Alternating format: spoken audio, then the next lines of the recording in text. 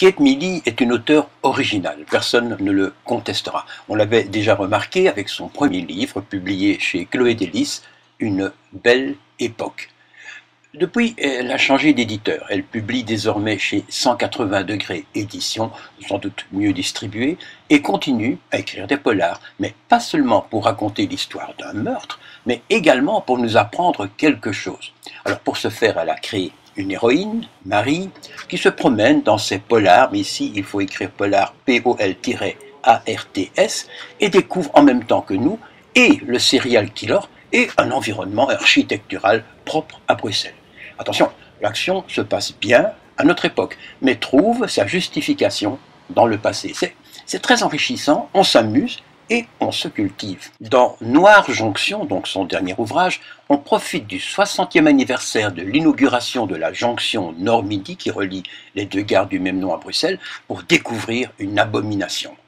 Kate est incollable sur le passé de la capitale belge et on sent derrière chaque paragraphe ou chapitre des heures de recherche et une solide documentation. Tout commence en 1835 avec le premier train qui quitte Bruxelles pour Malines.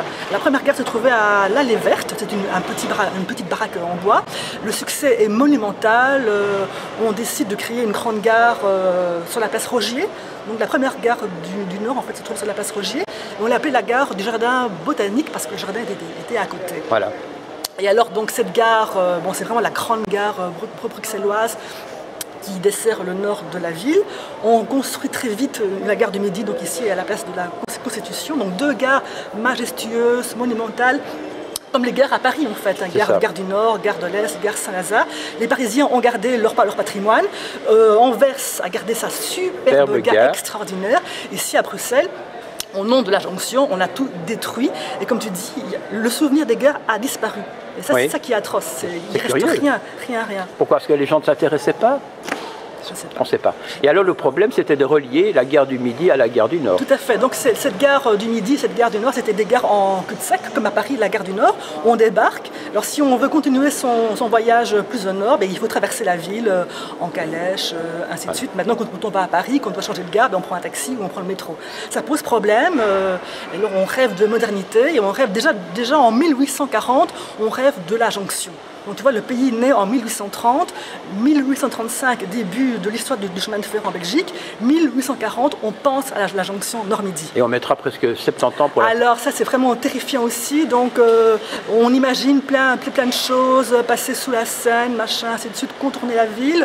Puis finalement en 1903, les accords sont signés entre l'État belge et la ville de Bruxelles.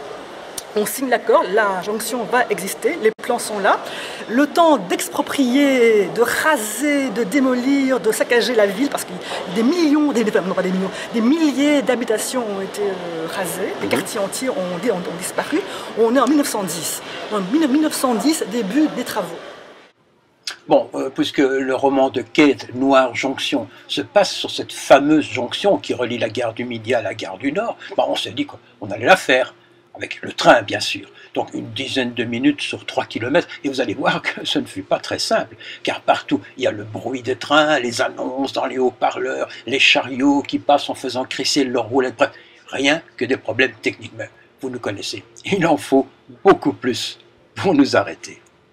Et qu'est-ce qui t'a donné l'idée d'associer comme ça le patrimoine, l'architecture de Bruxelles à tes romans et en faire des polars? Mais je pense que je me promène beaucoup dans la ville. Je pense que de manière inconsciente, quelque chose s'est mis en place. Et je pense à la force de me promener et de regarder les façades. Parce que la formule est assez intéressante. Amusant. Je me suis vraiment, je sais pas, c'est un mélange de promenade. On se promène, on regarde nos pieds. Et souvent, on oublie de lever les yeux. Oui, mais on lit un polar, donc c'est intéressant. Et en même temps, on apprend quelque chose. Et moi, j'ai appris beaucoup en écrivant. Et j'aime bien partager ce que je... Bon, ici, on fait avec ce qu'on peut. On aimerait bien filmer à travers la fenêtre, mais il y a des reflets, c'est incroyable. Décidément, rien n'est facile. Hein. On est au 2e étage ici. Au premier étage. Au premier étage. Et on est en première. On est en première classe, oui. Mais on n'a pas de billet. On n'a pas de billet de première classe, non. On fraude là. Qu'est-ce qui va se passer ici? Prison? Bah oui, c'est sauvé. Prison? Peut-être pas, mais complètement. Ce que je trouve amusant, c'est qu'à la gare du Nord, il y a 12 voies. Et puis alors, il y a la 13e voie, et en fait, c'est la rue qui longe la gare du Nord la fameuse rue d'Arscott, et qui est la rue des bordels, en fait. Tout à fait, ouais, une rue glauque, en fait. Il n'y a que ça, quoi. Il n'y a que ça. Pipe show, machin. À cette heure-ci, on va peut-être pas voir grand monde. Il y a du monde à toute heure. Ouais. Alors, on va voir des filles à poil. Tu verras à travers les vitrines, les néons sont allumés et il y a des gens qui passent. Et voilà. Moi, je vais expliquer ça plus seulement. Tu n'expliques pas, tu filmes. Alors, ici, on est sur le quai 20, donc il y a 21 voies à la gare de Midi. Alors, on va rentrer dans un étroit goulet. Alors, ça, on ne se rend pas compte du tout parce que quand on est à la gare centrale, il n'y a plus que 6 voies seulement. Oui. Donc, du coup, on passe de 21 voies à 6 voies. Là, on est dans un goulet. La jonction a déstructuré les quartiers, ça se sent toujours maintenant. Voilà, donc il ne reste rien rien. Même pas un écriteau ici. Ça c'est le fameux palais de justice. De justice, oui, là c'est l'écran boulevard. Puis on va arriver tout doucement dans les Marolles, donc quartier aussi éventré par la jonction. Ouais. Qui sont épinglés contre le mur. Voilà. Et maintenant, à l'entrée du tunnel, c'est pas un hasard. Maintenant, on est déjà dans un... Là, on est vraiment dans les entrailles, on est sous la ville maintenant. Ouais. On va arriver à la gare centrale. En fait, il faut quelques minutes seulement pour... Ouais. En tout, il faut 10 minutes. 10 minutes. 10 minutes pour faire la jonction. Ah, tu vois, tu es ici dans une zone en guerre. Ouais. C'est une zone de destruction. Ouais. Regarde, Oh là là. Les films, les horreurs, c'est ça. C'est ça, les quartiers de gare à Bruxelles, c'est ça en fait. Ouais. Tu vois, alors c'est des immeubles années 50 laissés à l'abandon. L'ange. C'est l'ange, oui, l'ange de ma couverture. Ah bon? Ah bah oui, voilà, c'est l'ange de ta couverture. Qui joue un rôle quand même important dans... Tout à fait, parce qu'en fait, mon auteur en résidence, qui s'appelle Gunnar Berg, est fasciné par l'ange en fait. Donc, il débarque à Bruxelles pour écrire sur la jonction Nord-Midi. Ouais. Et bon, forcément, il circule dans les gares, il arrive à la gare du Nord, voilà, il voit cet ange qui surplombe un pipe show, donc c'est déjà assez insolite. Voilà, il se prend de passion pour l'ange et il va essayer de découvrir... Si je comprends bien, la voie numéro 13, elle est juste derrière celle-ci. Voilà, donc ici on a 12 voies et la voie 13, ça c'est une allusion à la rue d'Arscott, une rue très très glauque, qui longe en parallèle la voie 12. Nous, elle est très longue. Hein. Ouais, je sais. Alors ça c'est la rue d'Arscott, c'est la voie numéro 13, parce qu'en fait, ce mur qui est ici à gauche, si on monte au-dessus, on est sur la gare à la voie numéro 12. C'est ça. Voilà, et on appelle ça la voie numéro 13. En fait, c'est la rue des putes. Voilà. Maintenant, on ne dit pas pute, on devrait dire prostituée. La rue des vitrines et des riches. Ouais. Et moi, je pense d'ailleurs que c'est beaucoup plus gênant d'être le mec qui passe devant que la fille qui est derrière sa fenêtre. Je trouve ça aussi. Quoi? Je trouve ça aussi.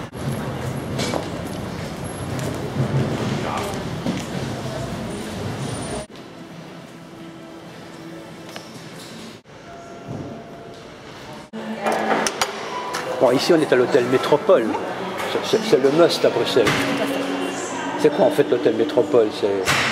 C'est un des plus vieux hôtels de Bruxelles, un hôtel du XIXe siècle qui se trouve près de la place Rogier. Donc place Rogier appelée dans le passé place de la Nation, où se trouvait donc l'ancienne gare du Nord qui malheureusement a été détruite. Tu es passé au journal télévisé de la RTBF à 2 reprises, ou même à 3 je crois. Une reprise. Non, je t'ai vu 2 fois. Ah oui, à midi et le soir. Voilà, exactement. Bon, c'est quand même une sorte de consécration. Comment est-ce que c'est arrivé? Mais c'est venu en fait, c'est grâce à un article paru dans le Guardian. Je te ferai envoyer un mail pour remercier le journaliste en question qui a décrété que la gare centrale était une des plus hideuses gares au monde. Voilà, ton premier bouquin qui est sorti chez Chloé Délice est un très bon bouquin, je pense en tout cas. Et puis tu as changé d'éditeur, ce qui est ton droit le plus strict. Quelle en est la raison?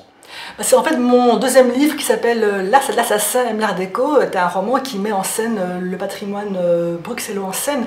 Donc je me parle de l'art déco et là j'ai eu par hasard J'ai fait la connaissance de 180 degrés édition et qui ne publie que des livres sur Bruxelles. Ah voilà. Voilà, donc j'ai eu envie, donc c'est un éditeur pointu qui ne fait que sur le patrimoine à Bruxelles. Oui, et qui est édité, qui est distribué. Et qui est distribué. Ce qui n'était pas le cas de Chloé Donc Delis. j'ai eu envie d'un peu plus de confort dans un créneau qui était devenu le mien en fait. Alors bon, je vais être très très sincère, Chloé Delis m'a mis le pied à l'étrier. Oui, bien sûr. Je dois beaucoup à Chloé Delis, je remercie Chloé Delis. Oui, mais personne ne parle d'une fuite. Hein. Absolument pas, non. Chloé Delis, c'est des gens libres, c'est très important à savoir.